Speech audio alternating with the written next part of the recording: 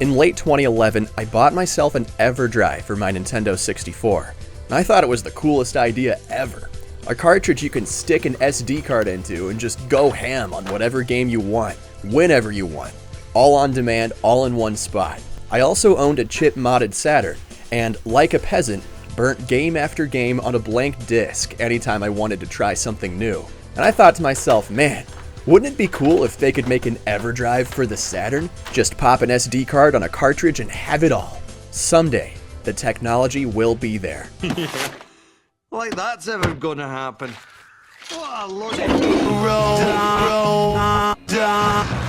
Back in January of 2016, a brand new device arrived on the scene, the Rhea, an optical drive emulator, or ODE for short, that allowed one to boot Saturn disk images from an SD card for a 20-pin Sega Saturn disk drive. Initially, you load either ISO or CCD image sub-images on an SD card in folders labeled 1 to X, and you had to change the disk images by hitting a button on the ODE itself.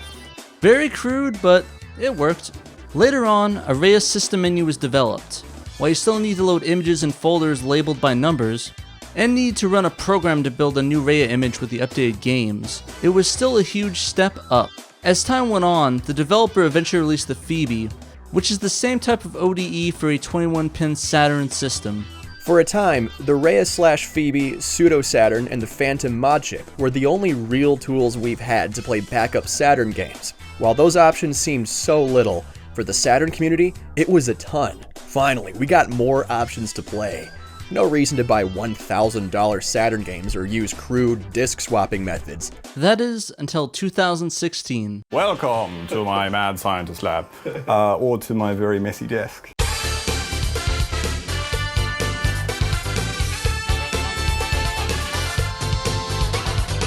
The YouTube channel debuglive posted a now famous video called Sega Saturn CD, cracked after 20 years. This video went over the hacky ways Professor Abrasive bypassed the Saturn disk security check, and the announcement of the Satiator, a small device that slots in the back of the Saturn and can load disk images off a USB drive, which later became an SD card slot.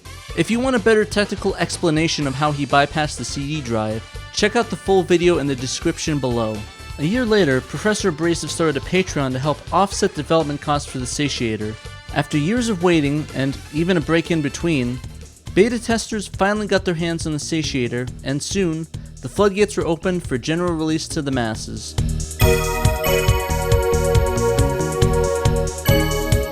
The Satiator itself came in this cute little kawaii desu oni-chan looking box, akin to Japanese candy packaging, with the incredible panda mascot on the cover. He's got Saturn glowing in each eye, with a visibly insatiable thirst for satiation. The box itself is about the size of a pack of cigarettes, simple and elegant. Inside this beaut is a static shield bag containing the wondrous Satiator. The Satiator itself comes in a sparkly transparent case with Satiator beveled on the side and a red PCB as its backdrop. It even has this handle that pops out, making it easier to remove from your Saturn. It also has a micro USB slot, but it seems to be only for debugging and sending builds to the SD card when the system is off. The only issue I had with the design itself is the lack of a beveled edge on the connector. While it won't destroy the connector pins, over time it might become harder to detect, or not even detect at all. The durability of the pins are not known as of yet, but if it's anything like the Saturn's cartridge slot, it probably isn't wise to constantly insert and remove the Satiator, which is really a bummer because that was the major appeal of the Satiator to me. To set up your SD card, make sure it's formatted in the FAT32 or exFAT format. Once that's done, download the Satiator menu and firmware from the website. Make sure you're staying up to date with the latest firmware. The professor is updating it quite often. Simply put the file onto the root of your SD card, stick the card in your Satiator in the Saturn, and push power. Make sure your save battery is fresh before using it. The Satiator needs it to boot up. If your Saturn asks you to set the date and time every time you switch it on, then your save battery needs to be replaced. No need to fret. These CR2032s are cheap and sold just about anywhere. I can get a 2-pack from my local dollar store. When turning it on with the Satiator for the first time, it will install the new firmware. When this light blinks green 3 times, the firmware flashing is complete, You're ready to turn it off and on again and get into the Satiator menu. Installing games to your SD card is just about as easy as dragging and dropping. Make sure it's extracted, since the Satiator cannot read RAR and ZIP archives. As of this video, the Satiator supports QBin, QImage, QWave, and ISO formats. It's not capable of reading clone CD files quite yet. This is especially troublesome for anyone currently using a Rhea or Phoebe, as the clone CD, CCD, image, and sub format is the main file format on that device. Lucky for me, KnightOfDragon created a handy drag and drop program to convert the CCD Q files into regular Q file formats. Just grab the CCD image from the folder, drag it onto the program, and it should generate a Q file. Add the Q file back into the folder and delete the CCD and sub files. Another solution you can try involves a combination of Virtual Clone Drive and Image Burn. Both are free for Windows. Use Virtual Clone Drive to mount the CCD image to a virtual drive. Then in Image Burn, click Create Image File from Disk, select the virtual drive under Source, pick which folder you want to save the bin Q to, and click Read. A few more steps than the drag and drop converter, but it's another option if you need it. Your folder structure can be arranged however you'd like. If you want to arrange them alphabetically with a folder per letter, go for it. If you want it all to be in one big list, go for it. If one folder only has one game inside of it, clicking that folder will boot the game. One of my personal favorite parts of the Satiator is the compatibility with the GameSave copier by Slinga. While it was known as converting Saturn saves to audio files that can be imported to your PC, he has added support for not only importing internal and cartridge saves to the SD card, but also importing a save from the SD card onto the internal or cartridge memory itself, which is a major game changer for backing up your saves. Never again should you worry about losing your Saturn save data. Even if your internal battery dies, you can just replace the battery and reload the saves back onto your Saturn. If you have a pseudo Saturn cartridge, the Satiator can work alongside it. Pseudo might take boot priority though. If this happens, just navigate through the menus to get to the Saturn's BIOS, and the Satiator will start up. Then your pseudo cart can still be used for its extra RAM if the game you're playing needs it. Pat and I tested out some of our favorite games to see how it performs. While it didn't improve my short game, I was able to boot up some Pebble Beach golf links and tear it up on the front nine. Nice par. XL2's Hellslave works great. It worked with the other homebrew games and pre-release builds I kept throwing at it. Any game that doesn't boot up either worked after I tried turning it off and on again, or needed to be converted and worked later. Bulk Slash also worked wonderfully, but the Satiator did not make me remember the game's weird controls. So far, the only game I had issues with was Parodia's Fantastic Journey. Every now and then, a music track will skip as if I'm listening to music on a scratched disc.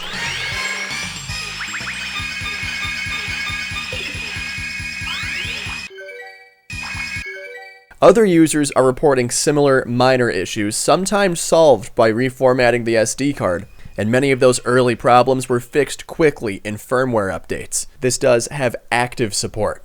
For me, it ran every game I threw at it. Sans Lunar Silver Star Story complete for obvious reasons. I was able to fight the living dead, save the president's daughter, go on a magical adventure, even learn guitar from a very bony man. Somebody's missing. I didn't run into the issues Nick talked about earlier, but maybe it's something that happens pretty rarely. That being said, the issues Nick discussed should still be considered before buying the Satiator. One of the biggest things people should consider when buying a Satiator or any ODE is price. With the Satiator, it will obviously take up the rear slot, meant mainly for the MPEG card. With that slot filled, it would make games like Lunar Silver Star Story Complete unplayable and prevent higher quality video on other MPEG card compatible games. While it only really prevents you from playing one game, it's one of the good games. Perhaps MPEG compatibility might come in a future update. Firmware updates happen frequently with this thing. You could say the professor is being abrasive about releasing them. Since launching the Satiator, he's been quick to fix minor issues reported by users. You can stay up to date by checking the Satiator website. So is it worth the fat wad of dosh? I personally think so. This is the only ODE that doesn't involve taking apart your Saturn. No soldering iron, not even a screwdriver is necessary. Just stick it in your Sega Saturn. It's an EverDrive for your Saturn. Honestly, it's incredible this thing exists. The other ODEs are much cheaper, but they do not leave your Saturn in its pure original form. They also involve a lot more technical DIY. And they prevent your Saturn from being able to use discs. This doesn't. Coming in at a whopping $272 after shipping for us. It comes in at a slightly higher price than the Mode, which costs about $240, or the more affordable Fenrir at $115. The ease of setup and installation is definitely a plus for going Team Satiator, as well as the ability to keep your disk drive intact. However, there are trade-offs, such as the loss of the MPEG card slot and the ability to play games that take advantage of it. So, at the end of the day, you have to look at what you want. Do you want the ability to play every game in the library, but put a little more work and be okay with losing your disk drive? Then go Mode or Fenrir. If you want something that you can easily put in your pocket and take to conventions, or even over your friend's house, we definitely recommend the Satiator. The Saturn ODE options have come a long way in a short 6-year span. We went from no solutions to several choices with varying degrees of difficulty for installation.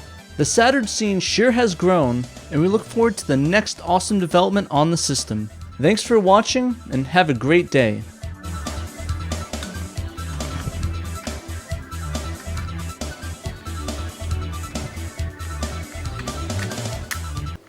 Think you can get it inside mine? I do think so, Mr. Stadler. It is a very, very small device. And yes, well, okay, maybe not quite.